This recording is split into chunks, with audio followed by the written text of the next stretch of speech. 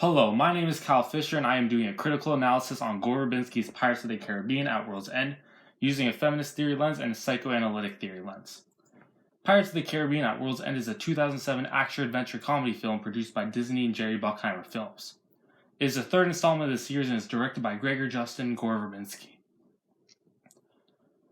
Antagonists from the two previous films, Lord Beckett and Davy Jones, threaten the life of pirates. Jack Sparrow, who is stuck in Davy Jones' locker, is needed as he has one of the 9 pieces of 8. These pieces summon the goddess of the sea, Calypso, that will help them win the battle. Hector Barbossa, Will Turner, and Elizabeth Swann go on an adventure to save Jack while being attacked by Lord Beckett and Davy Jones. Throughout the movie, Elizabeth Swann becomes the leader of the final battle, being one of the few female leaders. Jack, as well as other characters, learn that Elizabeth is a strong leader even though she's a woman, and she's just as capable to protect herself and doing the hard work needed. In the end, Lord Beckett and Davy Jones die, as the threat of the pirates is now destroyed. I will begin with the feminist theory lens. According to Ashley Pasquale, feminist film theory basically focuses on the function and placement of female characters, as well as their narratives in films and videos. Even in a world of pirates, women are able to be as capable as men in all situations. Feminist theory can be applied to the movie to show that women are as capable as men to do rough work and that it is possible to change the current stereotypical roles of females. In the early 2000s, when this film was made, feminists began to be further heard by using social media and combat gender stereotypes. Feminists began to focus on females of different classes and ethnicities. Pirates of the Caribbean at World's End is a male-dominated film, with the majority of these pirates being men, while the women are to stay at home and be servants to the men. At the beginning of the film, it is stated that if a woman were to be out alone, she would be in danger and therefore must be in the presence of a man to be protected.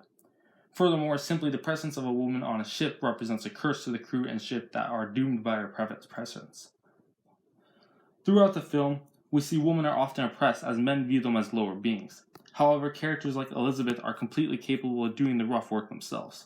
Elizabeth's capabilities are shown through multiple fight scenes and one-on-one interactions. When Elizabeth first arrives to Singapore, a guard thinks he can take advantage of her. A dangerous song to be singing for any who are ignorant of its meaning, particularly a woman alone. Barbossa stands next to Elizabeth to offer her support. The guard asks, "You protect her?" But Elizabeth fights back and puts a knife to his throat, replying, "And what makes you think I need protecting?" Viewers would be surprised as they would think Barbossa would save her in a typical damsel in distress plot. However, viewers see that Elizabeth is perfectly capable of defending herself. The woman curse is a hoax. As stated before, the curse is if a woman were to be on a pirate ship, the crew and ship were doomed. However, throughout the film, we see all ships were destroyed by men. For example, the ship was destroyed in Davy Jones' locker because of Barbossa and his crew. All the battles occurred in the film because of everyone's fight power. And the storm in the final battle was caused by Calypso because men angered her. The curse was only an excuse for a woman to not be in the same superior position as men, but Elizabeth proves this wrong once again. The current stereotypical roles of females can be changed for the better. As stated before, women are mostly meant to stay at home. However, characters like Elizabeth prove that this can change. Sao Feng, the pirate lord of Singapore, betrays the protagonist for his own benefit and he locks Elizabeth in his chambers. Sao Feng attempts to rape Elizabeth, however, she's able to fight him off and protect herself. Just in time, the ships get attacked, killing Sao Feng in the process. Sao Feng understands what he did wrong and he understands Elizabeth's capabilities and her willpower, even though she's a woman. Before he dies, Sao Feng makes Elizabeth the new pirate lord of Singapore, proving to him she is capable of taking on this role. Another example of Elizabeth's capabilities is shown at the Brethren Court. Just before the final battle, the Brethren Court must decide a leader for battle. Based on the pirate code, the leader is voted for. However, since everyone is selfish, everyone votes for themselves, except Jack. Jack Sparrow, who knew Elizabeth in the 2 previous films, decides it will be a good idea to make Elizabeth leader. Jack understands that women can take on the same roles as men and they are capable and do not fall under the stereotypical roles. The court is outraged at first, but soon understands that the stereotypical role of woman can be changed, as Elizabeth proves herself and wins the final battle. The next lens I will use is the psychoanalytic theory lens. According to business jargons, the psychoanalytic theory is the personality theory, which is based on the notion that an individual is motivated more by unseen forces that are controlled by the conscious and the rational thought. Even when one has an imbalanced ego, it can always be balanced as every human being has humanity within them. This can be explained by Jack's acts of impulsiveness and Freud's analysis of the id, superego, and ego. The act of impulsiveness is the tendency of doing something before thinking. This is common for Jack, as he does this to get what he wants.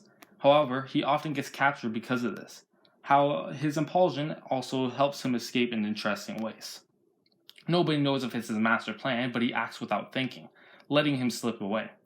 This leaves many people such as James Norrington asking, do you think he plans it all out, or just makes it up as he goes along?